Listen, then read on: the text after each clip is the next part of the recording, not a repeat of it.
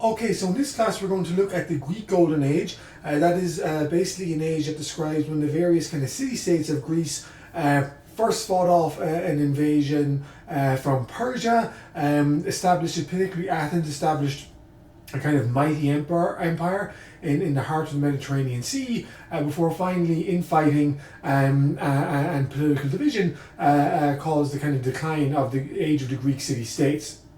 So we're going to begin by talking about the invasion of Darius. Darius was the Persian emperor. Why did he invade Greece in the first place? Well, the issue started on the coast of what is today modern Turkey. If you look here on the map, the west coast of Turkey. At that time, it was largely a Greek. Again, it was part of the Greek world. It was Greek city-states, normally under the rule of the Persian Empire. Aristarchus was one Persian satrap. If you remember the term satrap, we talked about in an earlier class. That's that they appointed a local ruler, and so Aristarchus was this local ruler who was governing the city of Miletus. He came to believe that the Persians were going to replace him as satrap of Miletus, and so he decided in 501 BC to rebel against Persian rule. Obviously, Miletus is just one city rebelling against the entire Persian Empire, and so it would need assistance in this rebellion. So where would the Milesians look to for assistance in their rebellion against the Persians? And the answer was back on mainland Greece, so slightly just to the east, or the left-hand side of this map here. That's where Greece proper is, and so they looked to their fellow Greek speakers in the various Greek city-states for assistance. And most of the Greeks actually did not provide assistance. They figured that this rebellion was doomed to fail. They didn't want to anger Darius and the Persian Empire, and so they did not really participate in this rebellion. However, two did. Eritrea and Athens. They sent some assistance to the Milesians in their rebellion, but by 494 BC, the Persians had managed to successfully crush the rebellion on the coast of Ionia. Ionia, again, is the western part of modern Turkey, which at the time was Greek speaking.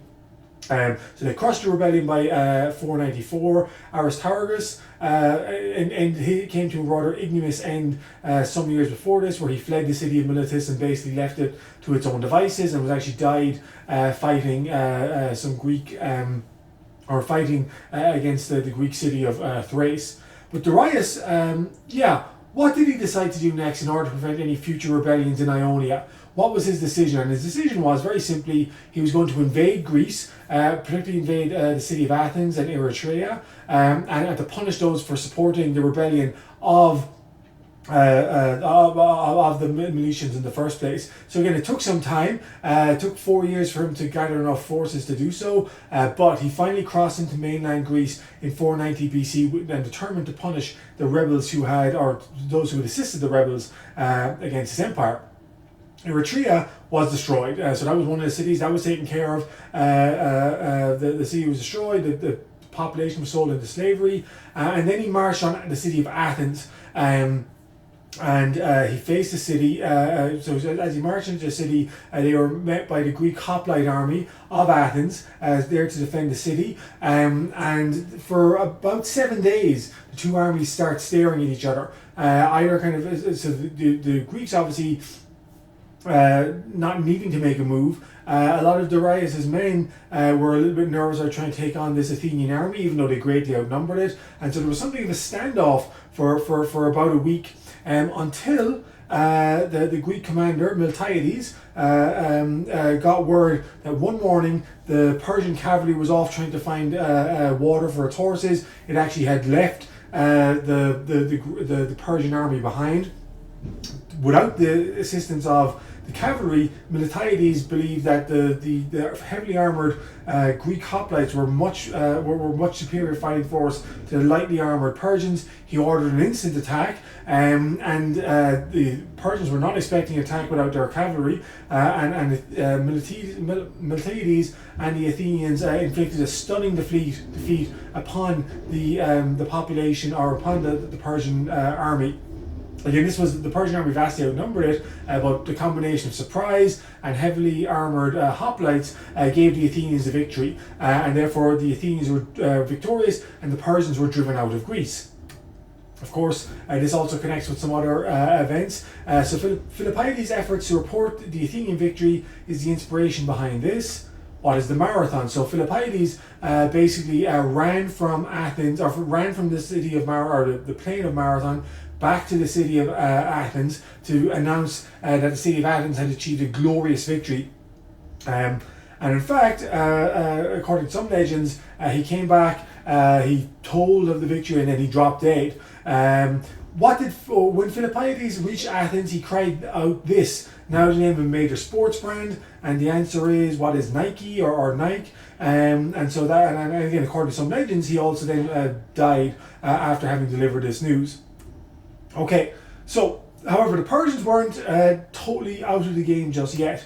Who is this? Who's this kind of captured in this image here? If any of you guys saw the movie 300, you would know who it is. This is Xerxes. And so Xerxes was a son of Darius. He became the Persian emperor in 486 BC after Darius died.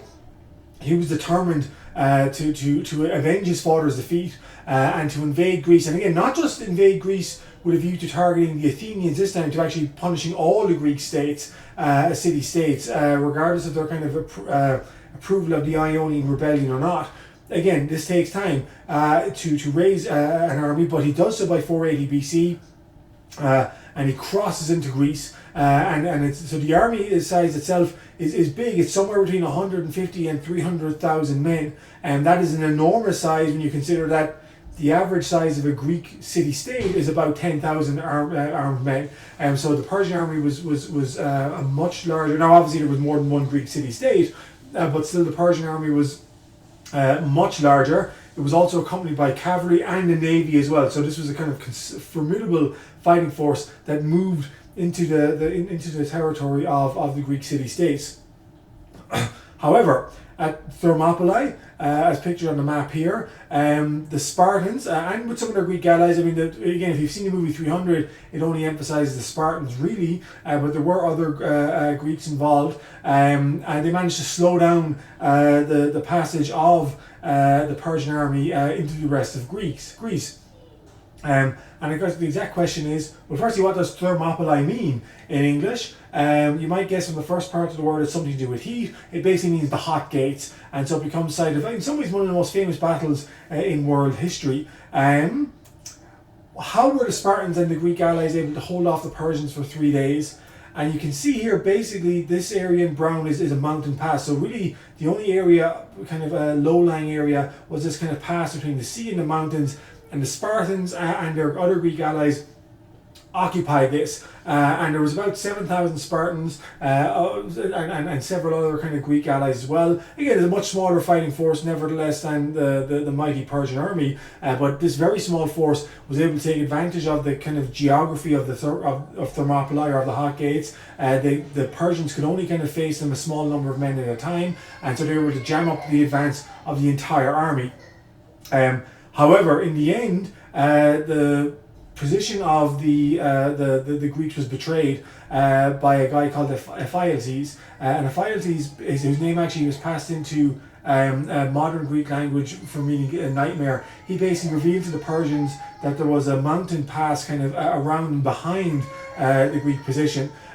So as the Persians began moving a lot of their men through the mountain pass, the Greek commander, the king Leonidas, ordered his army, most of his army, to disperse. So actually, there were several thousand men who originally were at the Battle of Thermopylae, but Leonidas ordered most of the men to leave before they were encircled, and he kept a rear force of 300 men with, again, some other Greek allies as well, and they were finally surrounded on both sides by the Persians and defeated. But that is the kind of basis of the movie 300. So the Persians are slowed at Thermopylae, they're not stopped. They continue to advance on the city of Athens. This time the Athenians are not numerous enough to try and chance another battle against the Persians. They're persuaded by their leader, Themistocles, to abandon the city of Athens. So they abandon the city of Athens. The Persians burn the city.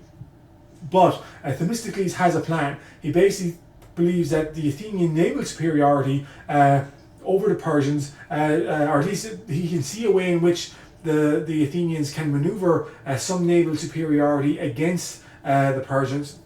But for the time being, the plan is to pull out of Athens, which they do, to flee to some nearby islands, and Athens itself is sacrificed.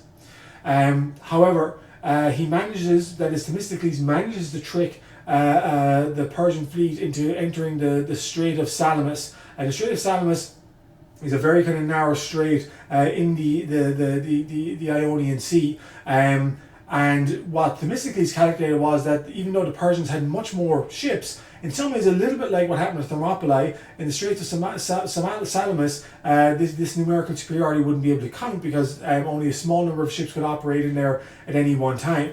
Furthermore, the Greek fleet was much more kind of ably commanded, and they actually used much better ships. So this is a trireme, which is to say so tri refers to the kind of three ranks of rowers they had powering the ships on either side. They were a much more kind of effective ship than their Persian counterpart, and so they inflict an astonishing defeat upon the Persian navy at Salamis. And this is significant because the Persians were very dependent upon their navy to supply them.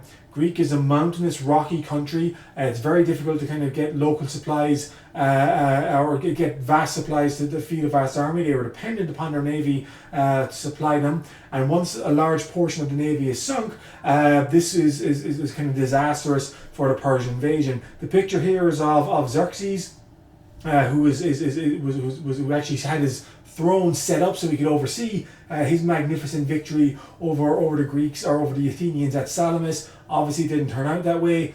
Xerxes went home. The Persian army remained, or at least a portion of the Persian army remained, before it was finally defeated at the Battle of Plataea the following spring in 479 BC. And that, to a large extent, ended the kind of Persian threat to the Greek city-states.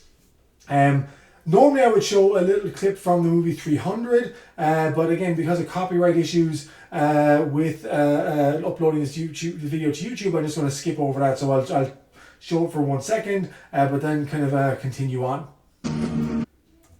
Okay, so King Xerox of Persia invaded Greece. Greece so spelled, misspelled as it happened, but fell short at the Battle of Thermopylae. Not exactly correct. Okay. Athens obviously emerged as the big winner in the war against Persia. How is it going to kind of adapt to its new position as the kind of foremost Greek city-state? Well, firstly, we see a continuing reform of the Athenian system of government. Athenians eventually chose some office holders by sortition. What does sortition mean? And actually, sortition essentially means you're choosing government positions, some government positions at least, by lottery. And that's to say that it's open to all citizens, but by choosing lottery as opposed to having people campaign for various positions, the idea was and the position was held for 1 year or so. You tended to attract people who would do a good job out of a sense of duty, as opposed to people who were trying to enrich themselves at the expense of the state. So over time, continuing on that theme, Athenians experimented with democracy, choosing some office holders by lot. So the 9 acrons, especially after the reforms of Solon in 504 BC, they are actually chosen by lot. In addition to the acrons, there's also a new position called strategos. Strategos is that the 10 tribes of Athens each elect one kind of military leader, and then this kind of forms a council of 10 military leaders who kind of act in unison in trying to decide Athens' military and political kind of foreign policy, essentially. And in 462 BC, Pericles becomes strategos, so again he becomes one of 10 commanders elected to the military council, promising that the Thetes would participate in government. Well, who exactly are the Thetes? The Thetes are the men who essentially were rowing the boat. It's a little bit like what we saw with the hoplites in an earlier class, where they essentially became the backbone of the Athenian military and then demanded more power in response to that. Now, the hoplons or the hoplites were men of some men sometimes of reasonable substantial wealth, because you had to be reasonably well off in order to purchase the armor and the shield and the weapons that came with being a hoplon. The Thetes are lower classes again. Because there's, when you're rowing a boat, you don't basically have to purchase the same amount of equipment. So again, this is a lower class of people in Athens, but they're in what we saw as we saw in our last class. They are now demanding their share of political power, because they realise they're in a position to demand this position in response to their significant contribution to the Athenian navy. So he promises that the Thetes would have a greater say in government. He also defeated Cimon or Kimon to become strategos. So in 462 BC. And as soon as he had achieved this victory, he arranged what? What did he arrange for Kimon after he defeated him? He arranged this. Get the fuck out! So again, that's to say he had Kimon banished from the city of Athens after winning the election against him. And then he went on to consolidate the power of the Thetes as his political base for the next 30 years or so. He's actually one of the strategos of Athens. Again, he's not the only strategos, but he becomes the dominant one in the city of Athens.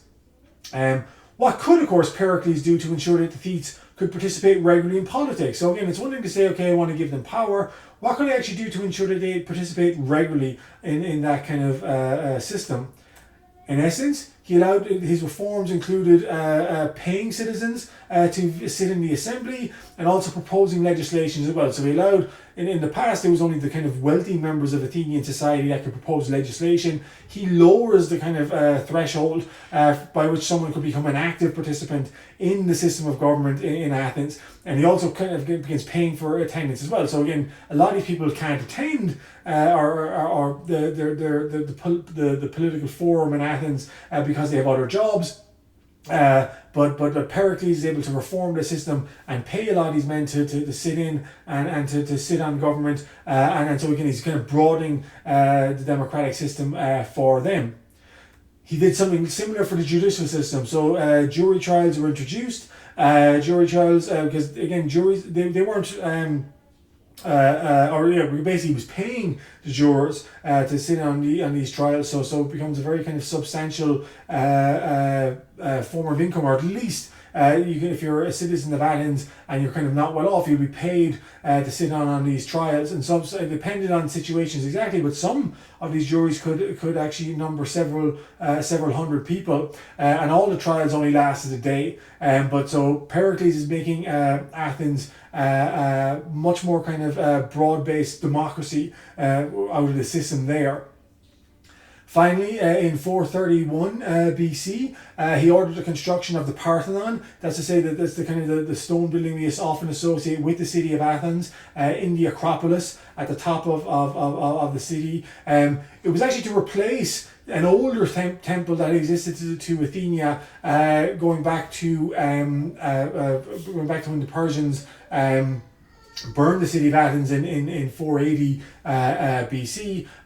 So he's kind of replacing this with a kind of more kind of magnificent monument as well. And let's have a little look at the Parthenon. Okay, so you can see the Parthenon there. And actually this brings us to our next question. So this city, Athens of the South, or Music City, USA, has an exact replica of the Parthenon. And the answer obviously is Nashville. And so this is Nashville's version of the Parthenon. Again, a temple kind of dedicated to Athenia.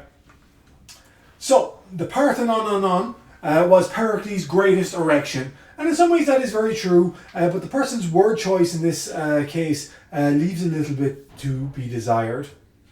Okay, in class, if we were meeting in class today, we would read Pericles' funeral oration, but obviously we're not meeting in class today, so we can just skip over this. And now we're going to focus on the Peloponnesian War. That's to say the war between, primarily between Athens and Sparta, over who is the kind of more dominant political power on the Greek peninsula. So, start off with a question: what was ironic about Athens' growing democracy at home in relation to the rest of Greece? So the irony essentially is that Athens initially was fighting for the freedom of all Greek-speaking people. It often had rallied other city-states to support it as well. But once it kind of removed the Persian threat to the Athenians, or to the Greek city-states, it actually tended to act like a kind of a bit of a bully to a lot of the other Greek city-states as well, and that kind of caused some of the other Greek city-states to look at Athens maybe as potentially an oppressor as opposed to a defender of democracy. So the Greek city-states were organized into something called the Delian League, that basically represents most of, or a large portion of the cities of northern and eastern Greece in particular. And this began as a kind of defensive alliance against the Persians in the 470s, and initially that's exactly what it did. But Athens came to really dominate the other cities there. It established a kind of wealthy maritime empire in and around the Ionian Sea and the Aegean Sea. And this is the Aegean Sea here. A lot of the other Greek city-states increasingly felt that it was under the thumb of Athens. The city of Corinth is an important one. It's about halfway between Athens and Sparta. The Corinth was actually allied to Sparta, but it found itself becoming more and more kind of under the control of Athens, or at least under pressure from Athens to comply with its military and political demands. And eventually it presented an ultimatum to the city of Sparta: if you don't kind of back us up in kind of rejecting the Athenians and maintaining our independence, then we're going to side with the Athenians against you. And so that kind of caught the attention of the Spartans, and it became much more aggressive in pushing back against Athenian power.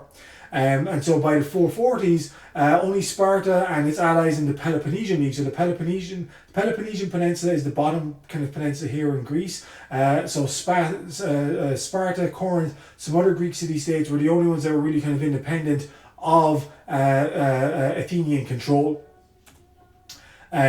Of course, in order to wage war on Sparta, Pericles needed to ensure there was peace elsewhere. And who did Pericles seek to form an alliance with in order to wage war on Sparta?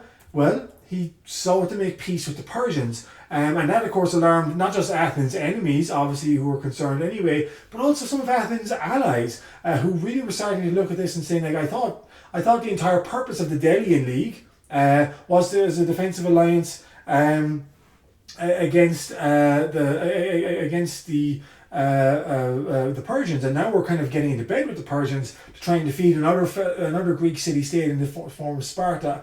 So that was certainly a cause of alarm for some people. As again, Athens, not Persia, now seem to be the host, the biggest threat to Greek independence. So this kind of building tension is taking place actually almost over 20 years. Oh, the misery.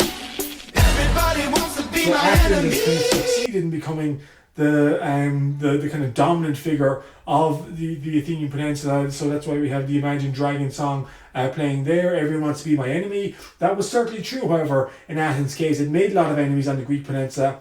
And finally, war broke out between Sparta and Athens in 431 BC, and so this was the kind of building tension that had taken place for the previous 20 years or so. Now bursts forth, and war is finally kind of declared between both sides. So, what exactly happens in the Peloponnesian War? And actually, Sparta and Athens obviously are very different kind of military organizations as well. What big advantage did Athens have over Sparta at the beginning of the war? And so that's the question you should be asking yourself. And the answer is it had a much better navy. The Sparta really didn't have a navy to speak of. Athens had a very mighty navy. On the other hand, Sparta had a very formidable army, Athens, it did have an army, but it wasn't quite as good as the Spartan army. And so Pericles, he was still ruling in Athens. He knew he could not really defeat the Spartan army.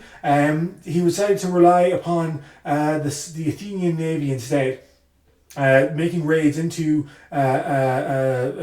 Sparta, kind of doing hit and run kind of tactics, never facing a major Spartan army. Obviously, Sparta could march to Athens, and he understood that.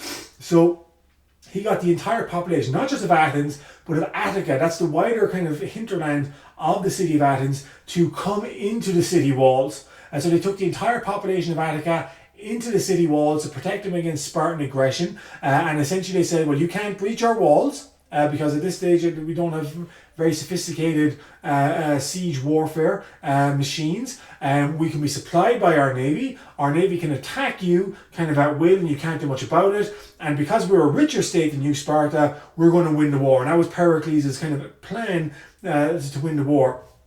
And on the one hand, it obviously was a very brilliant plan, and he's playing to Athens' strengths. But there's one major disadvantage, and that is if you bring a lot of people into a city, a lot of overcrowding, that leads to disease. And so a typhus epidemic broke out in the city of Athens in 429 BC. Not only did it kind of weaken the Athenian army, but it killed Pericles. So Pericles obviously was getting older by this stage anyway, but he had been the one who was able to unite the kind of various political tribes of Athens, and there was aristocratic rivalry, there was regional divisions even within Athens themselves. Pericles had managed to kind of supersede these and kind of project an image of Athenian unity upon the entire city of Athens. But once he dies, then the leadership of the Athenians begins to falter a little bit, and that's where we see some of the issues come in. This city, nicknamed the Orange, are a big basketball school in the NCAA. I assume most of you know this is Syracuse. Syracuse obviously is today in New York State. They were the university, but actually in ancient times, Syracuse was an Athenian, or was a kind of a wealthy Greek state on the island of Sicily, and so to sum up a kind of very, I mean, there was a lot of back and forth in the war. Actually, Sparta was almost defeated in 422 BC, but the Greeks wouldn't sign, or the Athenians wouldn't sign a final peace treaty with them. Then a guy called Alcibiades came along, and he was elected as strategos, or one of the strategoses for the city of Athens, and he proposed that they attack Syracuse, which had nominally allied itself to Sparta. He said it would take out an ally of the Spartans, but actually Syracuse was a very wealthy city in of its own right. It would kind of greatly enrich Athens' coffers and allow them to kind of rebuild their kind of finances themselves. So in 1415, they attacked the city of Syracuse. They don't actually include Alcibiades in this, even though he proposed it, because he's been ousted by a political rival by this stage. And the attack on Syracuse goes horribly wrong. In fact, almost the entire Athenian army that was sent to Syracuse, not the entire Athenian army, but the entire body of the army that was sent to Syracuse was captured. And Athens finds itself weaker once again, politically and militarily. And by this stage, the Spartans have begun to kind of construct their own navy, that they say, okay, we need to try and compete with the Athenians on the water. And who do the Spartans turn to for help in building a fleet? The Persians. And so Persia is very much obviously in a position where it kind of is loving what's going on. Basically now the Greek city-states are fighting amongst themselves, and they can kind of jump from one side or to the other, supporting this kind of infighting. So Sparta built a navy, they began to grind down Athens, and they finally captured the city of Athens themselves in 404 BC. So that the Peloponnesian War is about a 25-year war, long war. It ends in an Athenian victory, but Sparta itself finds, even as it has defeated Athens, it faces some of the same issues that Athens did when it was the dominant power on the Peloponnesian Peninsula, that named the other Greek city-states kind of chafe under the efforts of first Athens, then Sparta to rule over them. And Athens, it recovers a little bit in the following century, and we'll say a little bit on that at the end of class, but it never regains its dominant position. And so the kind of Athenian golden age of Pericles ends with the Peloponnesian War. So, what exactly are we looking at here? A, B, and C. So A squared plus B squared equals C squared. What exactly is this? Well, this is Pythagoras' theorem, because we're going to talk a little bit about mathematics and philosophy in the Greek city-states as well. Pythagoras, so not Pythagoras, but Pythagoras fathered the triangle. And certainly he came up with Pythagoras' theorem. So the idea of fathering the triangle, I guess, is a little bit kind of unusual. Actually, this is the image I came up with here. So this might be a Pythagoras fathering a triangle, who knows? The growth of Persian power forced many Ionian philosophers, again, that's from the eastern edges of the Greek world, which is modern Western Turkey today. It forced a lot of the kind of philosophers from these cities to flee basically west, to go to Greece and to try and set up their new lives in the cities of Greece, or the wider speaking Greek world. Pythagoras was one of these men, and he flew to, or he actually came from the city of Miletus. He actually ended up in a colony in today, a Greek colony in today, in what is southern Italy. So he actually didn't go to mainland Greece itself. He went to the Greek colonies that were already established in Italy. But this was part of an influx of kind of new knowledge, and even though they were part of the same Greek-speaking world, a lot of these new philosophers moved. They brought new ideas and kind of radical challenges to some of the ideas that already existed within the Greek city-states. And some of the philosophers who came were known as sophists. What exactly is a sophist? Well, a sophist was someone who could essentially teach people about how to argue in a debate, who were essentially engaging young people of Athens or Sparta, wherever they went, who were hiring them as private tutors, but they were very good at basically arguing both sides of the argument. That's to say that sophists don't really believe in the kind of morality of their cause. Just to give a political example, so as we currently stand, it looks like Donald Trump and Joseph Biden are going to be running off in the 2024 presidential election. And apologies if someone's watching this video a few years later, but according to, I guess, our standard definition of sophistry, the sophist could argue why Joe Biden was the best candidate on day one, and then turn around the next day and argue why Donald Trump is the best candidate on day two, and not really care about who wins or who loses. He just cares about getting paid. And so these are teachers who are selling their knowledge to the world, but how the world worked. But they anger a lot of people in Greece because they kind of seemingly don't really believe in the values of anything.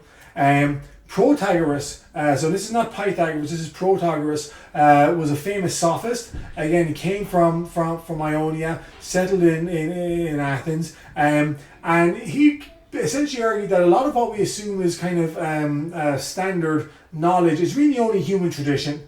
Things are done this way just because they've always been done this way. And Protagoras kind of rejected that idea. He very much insisted that only things that we can test and see with our own eyes and our own ears and our own sense of smell, that's all we can really trust, rather than the kind of handed down truths that are passed on to us by various people. And this also brings into a question, obviously, the system of religion. So Protagoras would say, well, can you do a test that proves gods exist? And if you say you can't, then he said, well, why do you believe in the gods? We believe in the gods, or at least the ancient Greeks believed in the gods, because they were, just tradition was passed on to them. They really kind of critically examined what exactly it was they were kind of believing, and this is what Protagoras kind of protested against. So yeah, and he also further said that no one knew the gods existed, so why do we kind of believe in them? And he argued, and this is going to be contrasted with Socrates in a minute, but he argued that, well, right and wrong, what makes something right or what makes something wrong?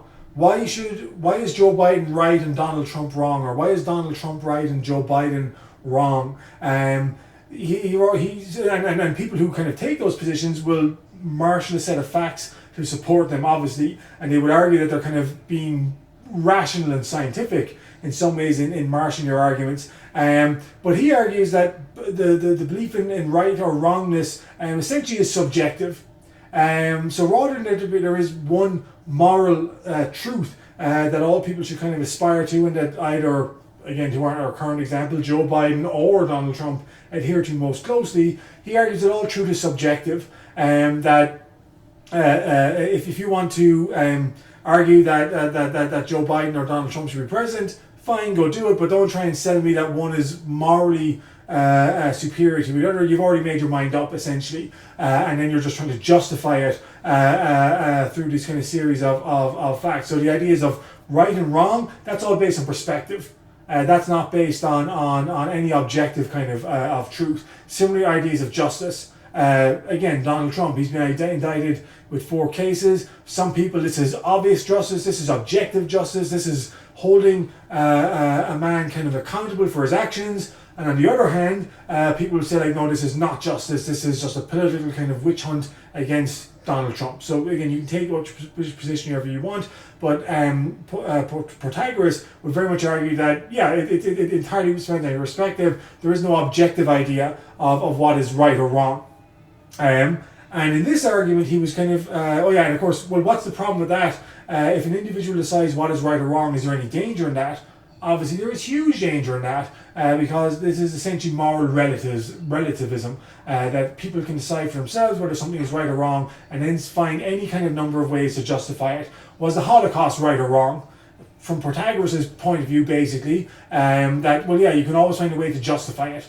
And there is no kind of universal kind of truth that says, no, the Holocaust was totally wrong in that sense.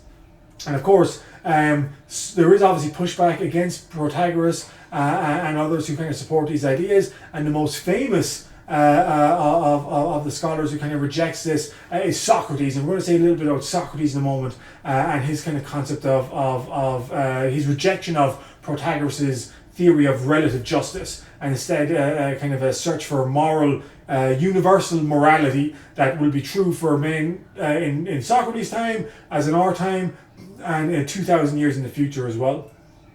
So, the sophists justified themselves by changing relatives whenever this needed to be done. Obviously, they didn't change relatives. Moral relativism, however, is basically the idea that whatever your position is, whatever your argument is, you can always find ways to basically justify it. These pre-Socratics lived long before Plato and were not decisively influenced by his work. So these people who lived before Plato came along were somehow only marginally influenced by the work of Plato. So, Socrates was an Athenian, and he criticized many of Athens' policies. He was actually a soldier who fought in the Athenian army during the Peloponnesian War. I mean, large parts of his life were during the Peloponnesian War. He wasn't kind of a figure like Pericles or even Alcibiades, who were kind of at the top end of Greek society. Socrates was an ordinary man. Originally his craft was a stonemason. So he was just an ordinary foot soldier in Athens, but he criticised many of Athens' policies, not so much in terms of military or political decisions, but his basic idea was that whatever people kind of believed and whenever people were convinced they were experts on subjects, that only revealed their ignorance. And Socrates was the very first person to say that, well, his only advantage he had over most people was knowing how ignorant he was. And he didn't believe he was an expert in anything, and so that kind of in some ways was a little bit of an advantage to him. So he basically tried to show that all certainties that people had in life were actually really just prejudices that had not been critically examined. He was very interested in the Greek idea of arete or excellence, and he really strove to try and find this kind of excellence, this kind of morality that he believed essentially that the craft of or the cultivation of arete was something that anyone could achieve, but it required hard work. And it required selfless dedication to it. And what did not count as arete, at least in Socrates' idea, was the accumulation of large amounts of money, or the accumulation of large amounts of power. Those things are, I guess, fine in their own right, but don't confuse those with excellence, and certainly not the universal morally good excellence that Socrates was talking about. Again, he believed by investigating his own assumptions, first of all, by challenging some of the things that had been passed down to him. And in that sense, you might say there was something of a similarity with Protagoras. But unlike Protagoras, he differed on the idea of moral relativism. Protagoras felt that there was no universal right or wrong. and that people justified their position no matter what. But Socrates was a huge believer in universal concepts of justice, of virtue, of beauty, that man should strive to excellence in all he did in life, but did so from a kind of proper position of humility. And for kind of looking out for the well-being of his fellow man as well, instead of just simply enriching himself and trying to kind of make as much money or gather as much power as possible. He focused on daily ethics. Again, we're encouraging people to reflect on their own actions, and I've kind of said that a little bit as well already. That his concept of arete was at the base of everything he did, and so he kind of worked tirelessly towards improving himself as a morally just human being. He obviously was an influential teacher. In fact, he still is an influential teacher in terms of his style of teaching was not to tell people, here's what you need to know, learn it, like I do or like a lot of other teachers do, but he instead simply asked questions and believed that by asking questions people could come to kind of their own kind of conclusions about something, as opposed to Socrates simply telling them something was right or something was wrong. He had a large number of followers, people who listened to him in his teachings, although he wasn't a professional teacher. Again, he said he was a stonemason originally, and he certainly didn't enrich himself like some other teachers did. But he was influential amongst the youth of Athens, so much so that when he told them that essentially your parents are kind of corrupt individuals who've gotten rich or gotten powerful off the gains of other people, off the work of other people, and have kind of enriched themselves in the process, when the students went home and began challenging their parents based on the ideas of Socrates, he was hauled before a jury and accused of corrupting the youth. And so in 399, Socrates was put on trial for corrupting the youth of Athens. And he certainly made no attempt to defend himself, and he was convicted. And what happened was, so the prosecution sought death for Socrates. This would be a time when Socrates and his defense team could essentially say, well, they could argue for exile, and the jury would then decide between one or two. And actually, in the vast majority of cases, the jury simply decided, well, here's, obviously we want to exile a guy as opposed to putting him to death, so we'll exile him. But Socrates, not only did he not believe he deserved exile, he actually felt he deserved a reward for trying to teach the youth of Athens to be better people, essentially, than their parents were. And so he refused to compromise in any way, and then he was supposed to execute himself drinking hemlock. Again, he refused. He said, nope, the state has found me guilty by being poisoned, so I'm going to go ahead and I'm going to poison myself. I'm not going to shirk my duty or run away because I'll be a better person. And so you can see him here. He was sentenced to death actually by drinking hemlock, which is a poison extract from the hemlock tree. So the idea has been surrounded by his followers who are begging him to flee the city or leave or do anything, and he refuses, and he drinks the hemlock and he dies. And that's the end of Socrates. So Socrates was accused of sophomorism, which he wasn't actually, and sentenced to die of hemorrhoids. So again, he drank hemlock. Hemorrhoids, very different thing. Socrates was his most famous pupil, and actually the reason we actually have a lot of Socrates' ideas recorded ourselves is because of Plato. So Plato was one of Socrates' students, and he tried to capture the essence of Socrates' teachings through his own recording of Socrates' dialogue. So Socrates wrote nothing down. Plato wrote down, at least what he alleged, were conversations between Socrates and his various students, and that's how we kind of know a lot into the work of Socrates himself. And he recorded, Socrates using questions to kind of challenge people and probe them on what they thought they knew, and then showing them that essentially they when it came down to it, they really didn't know much about the topic they thought they were experts on at all. Plato was more of a political philosopher. He wrote down his ideas. He wrote down several ideas actually, but his most famous kind of political work is called the Republic, or we often call it Plato's Republic. And this is the first piece of political philosophy written in the West. The first kind of attempt to systemically organize, well, here's what a society looks like, here's how society should be organized on various bases, and here's what a system should include and what it should not include. And so in that sense, he's kind of especially if any of you are political science majors, Plato and Plato's Republic is the kind of first idea put forward in the Western world at least. He was not a believer in democracy. In fact, he argued that the issue with Athens, and this was from someone who was living in Athens, who was observing it at the time, was that Athens was too democratic. It was too focused on the individual rights of single people, and it was not as focused on producing some kind of social harmony and some kind of cohesiveness within the Athenians, because everyone just looked after their own selfish interests. They didn't think about the bigger picture until things were too late. So he argues very much so that in his ideal political system, it is the collective, the political state that's most important, and not individual rights and individual kind of freedoms. And so you kind of get a sense of where he's going. He also rejected the idea that all human beings were equal. And he basically said that it's very obvious that there are some people who are far superior intellectually, morally, athletically, or whatever it is, than the ordinary hoi polloi.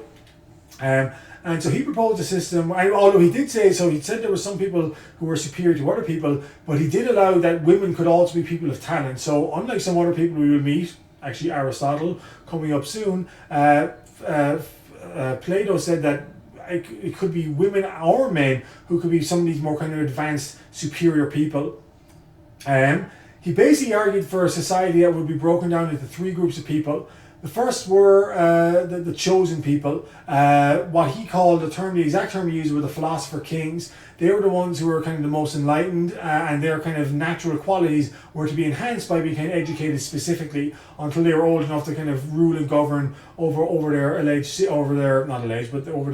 respective cities.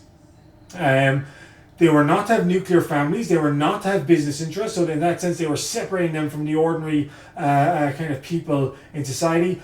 So they don't have families, but that's not to say that they didn't have sex. In fact, he encouraged the kind of elites, that is, say, men and women, to procreate, absolutely. And then their children would be taken and raised by guardians who were separate from them. And then they eventually would kind of replace them as the kind of ruling elites of a city. But so there was the philosopher kings who made the decisions.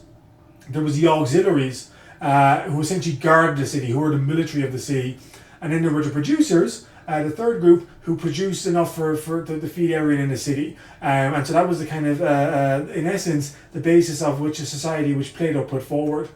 And of course, what is the problem with Plato's idea of philosopher kings? It sounds like a good idea. Get the best kind of people, educate them right, ensure that society is governed in fair and honest terms. Well, even in his own dialogue, a lot of the students who talked about this kind of Plato's Republic, they kind of questioned, well, what do we do when philosopher kings are corrupt? Or how can you know for sure that the philosopher kings will always make the best decisions and won't be influenced by selfish interests, even though Plato tried to prevent some of these selfish interests from coming to the fore? But how would these people not govern according to selfish interests, and who essentially would guard against corruption? So who would watch the philosopher kings was one of the questions that was asked by Plato's students, and Plato doesn't really give an answer. So it may have been that he's proposing this as an ideal system, but that he himself was kind of aware that there were flaws, and in other words, he didn't intend the system to actually put in practice. But this was more a kind of hypothetical idea about how a state could run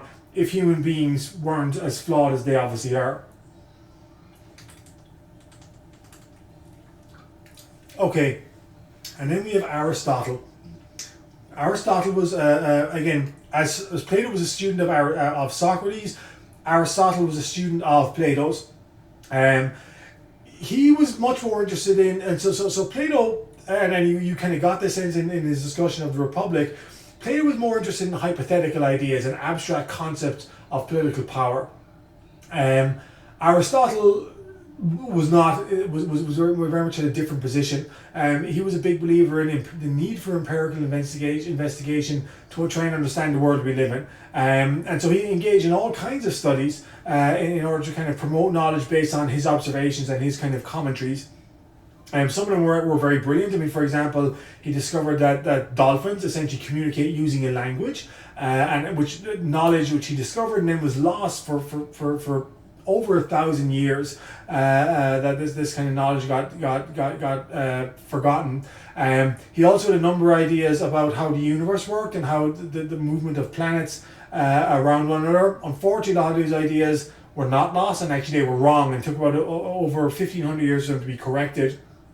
But again, he's basing his observations or his kind of positions on empirical investigation and investigating these kind of various kind of strands. And in that sense, that marks him out as different from Plato. He obviously believed that the highest good came from the harmonious functioning of body and mind. In other words, to say that in some ways he was kind of promoting the kind of idea of a Renaissance man, that people shouldn't be kind of engaged in too much physical activity at a loss to their mental kind of abilities, or vice versa. People shouldn't be engaged in too much study and scholarly work and not kind of enhance their own kind of physical capabilities. So he kind of was the person who kind of did work to try and enhance both their physical and their mental capabilities would be the kind of most advantageous person in society, and so they would be kind of a Renaissance man, to coin a term that comes into use later on.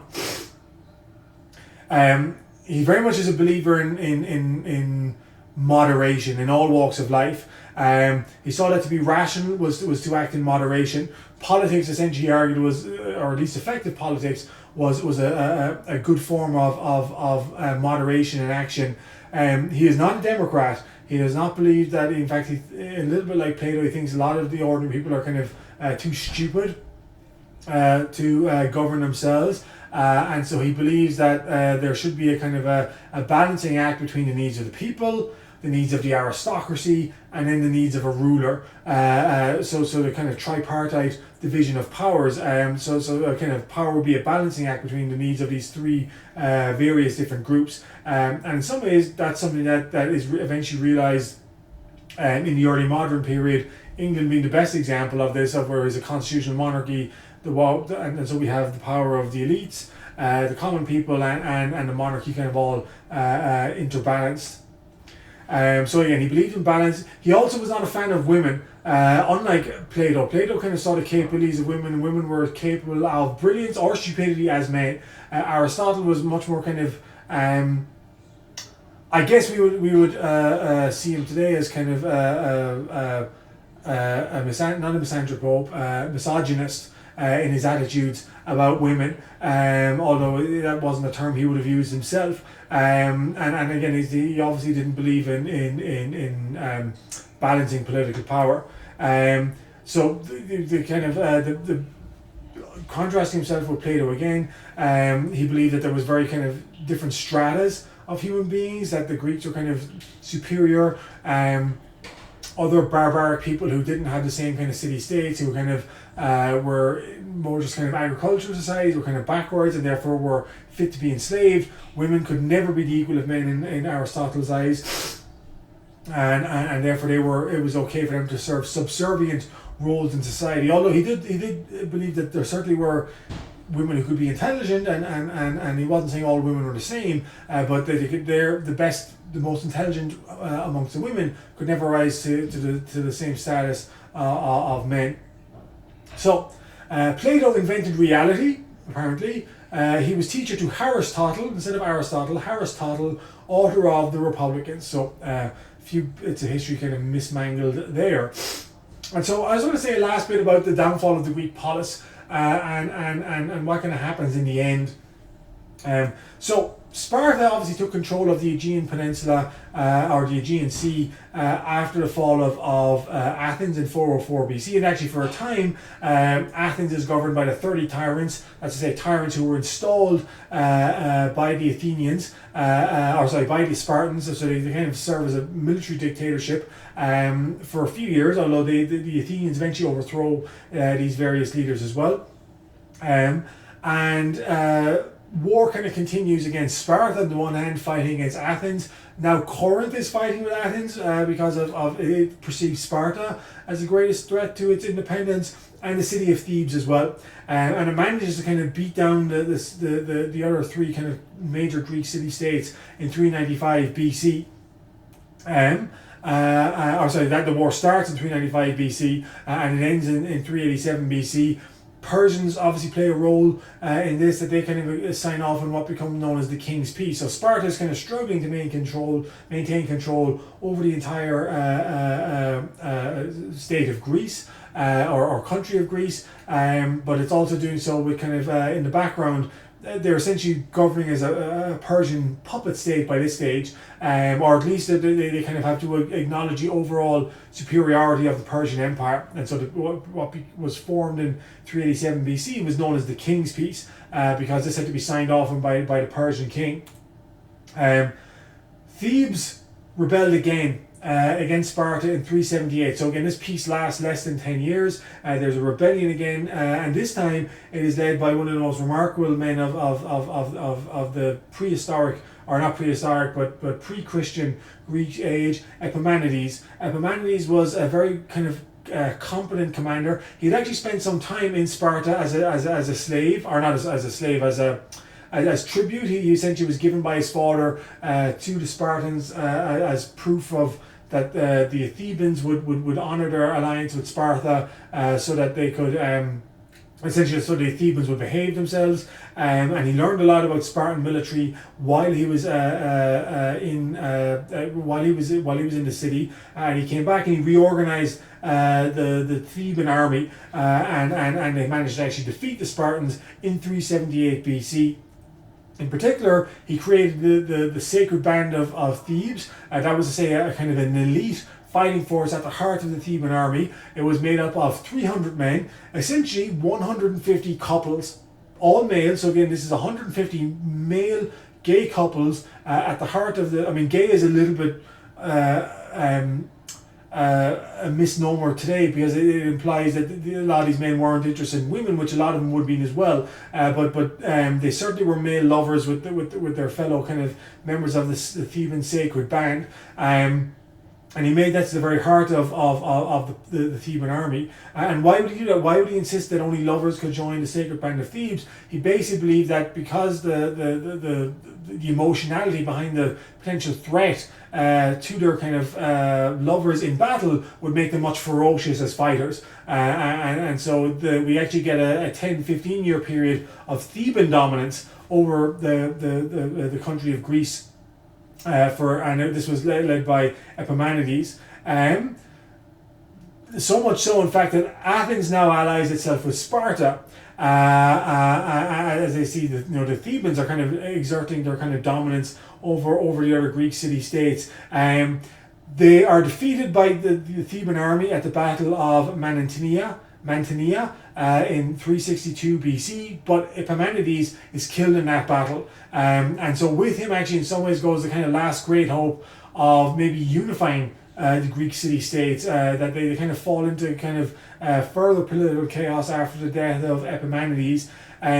Greece by this stage has experienced over a century of warfare, not always warfare, but kind of constant outbreaks of violence between the various Greek city-states. Obviously, as we've charted in today's class, various kind of cities jumping alliances and switching sides based on who they saw as a potential threat. The Greek economy was very much devastated because resources are being plunged into the Greek or the various militaries of these Greek city-states. They can't really kind of expand their commercial empires or their commercial kind of navies as a result.